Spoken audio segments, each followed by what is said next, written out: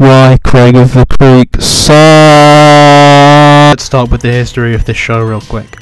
Thorup Van Orman created Flapjack, Pendleton Ward worked on it, Pendleton Ward created Adventure Time, Rebecca Sugar worked on it, Rebecca Sugar created Steven Universe, and as such needed to hire a bunch of people. Of these people, Cartoon Network hired two writers, Matt Burnet and Ben Levin. Levin has only written for online comics and Steven Universe, whilst Matt Burnet has written for several things no one has heard of, all of which receiving 3s on IMDB except Cap Mikey, a show which is apparently a parody of anime, a concept I'm sure has never been done before. Also Steven Universe. Why am I talking so much about Steven Universe, you may ask? Well, it's because I've had a hard time convincing people that this show isn't Steven Universe until I show them the evidence that the show actually exists separately from the last thing these two worked on, because the art is just Steven Universe's.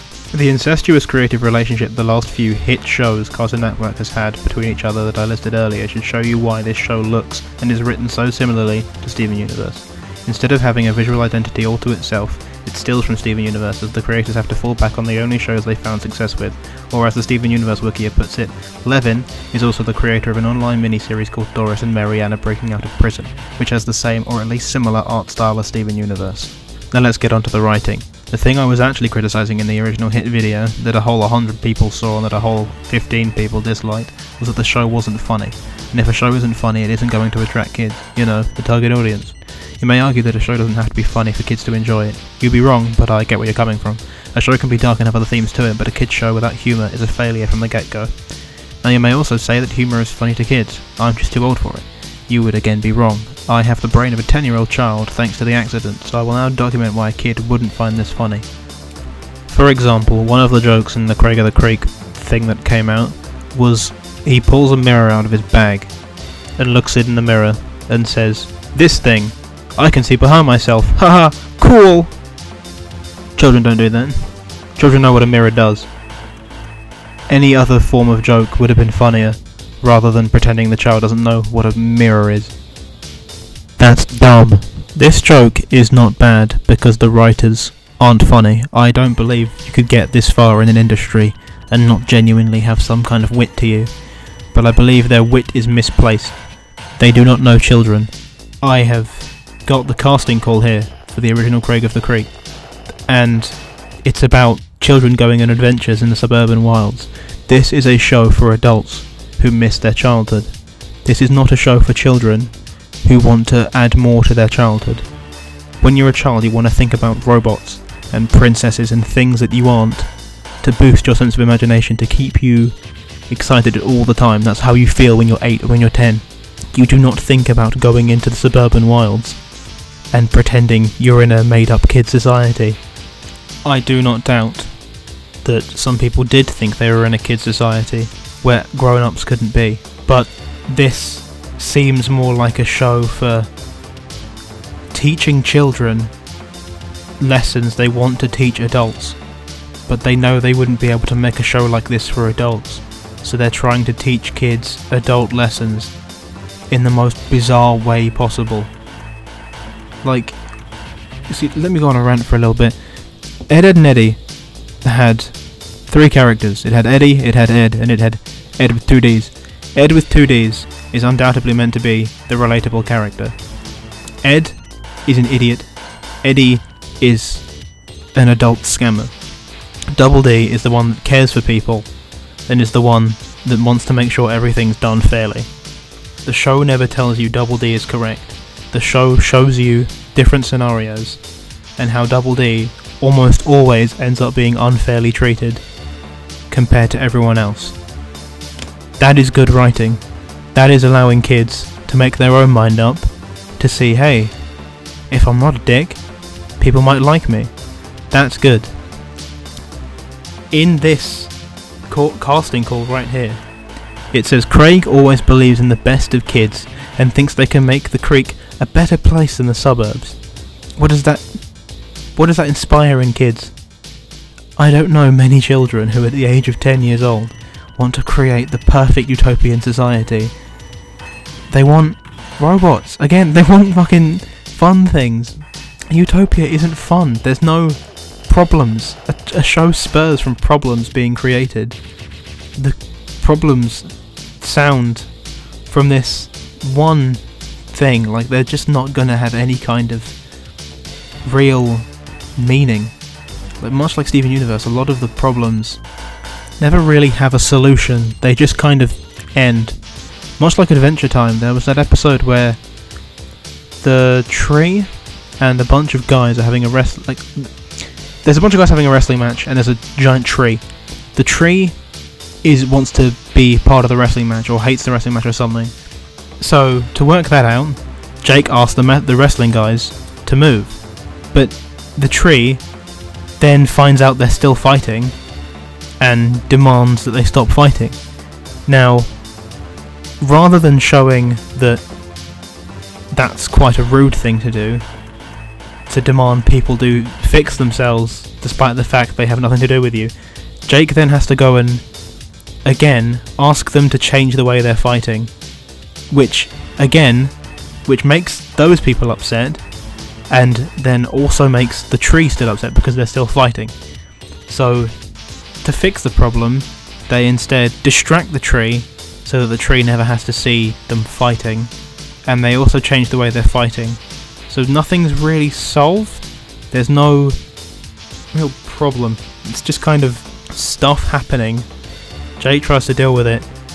They wrote themselves into a hole, so Jake gets out of it scot-free. This is part 3. Jojo, this is bad. Now, if you want to argue that a kid does want to do all of those things, I would then argue again that Ed, Edd and Eddy, Kids Next Door, also did this concept, but they took it in a completely different direction, because the art style for both is wacky and out of this world.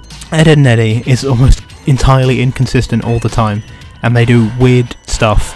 They have a clear goal each episode, which is to try and make as much money as possible so they can buy sweets. And then the writers took this on a roller coaster of stuff.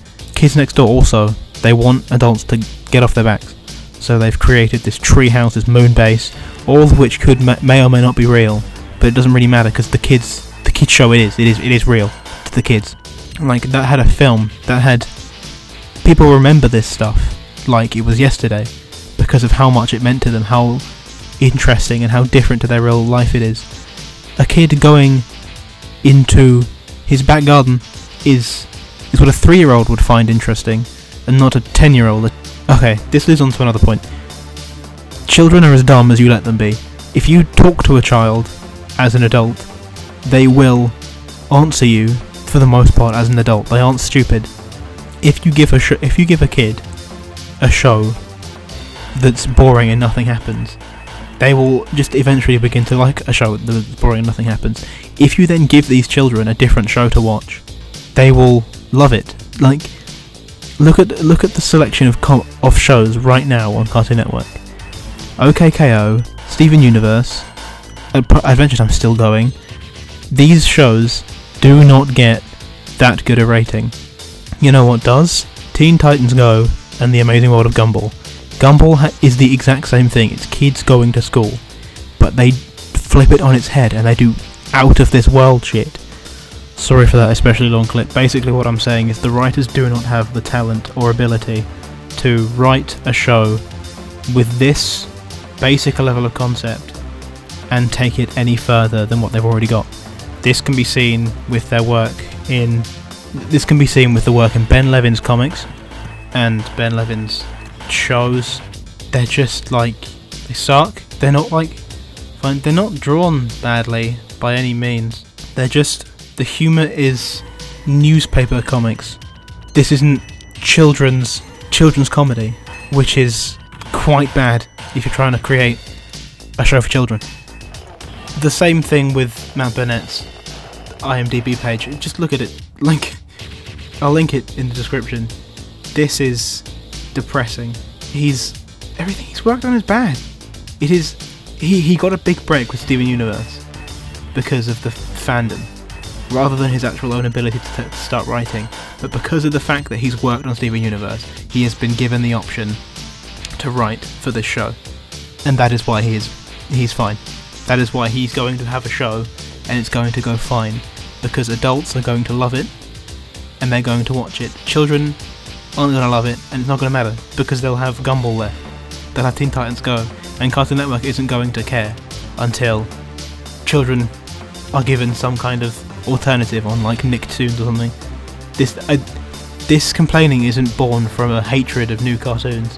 It's a little bit, but it's mostly born from a love of Cartoon Network and a wish that they don't keep driving themselves into the ground with this same cookie cutter bullshit and inbreeding of creative ideas that just results in the same stuff every single time. You know what, if I haven't managed to at least talk you into being a bit more wary, as opposed to just believing this will be good, and just believing it'll be good because of the new writers, because of the writers are the same as Steven Universe's, there's nothing I can say. Yeah, lucky butt, man. If you enjoyed that video,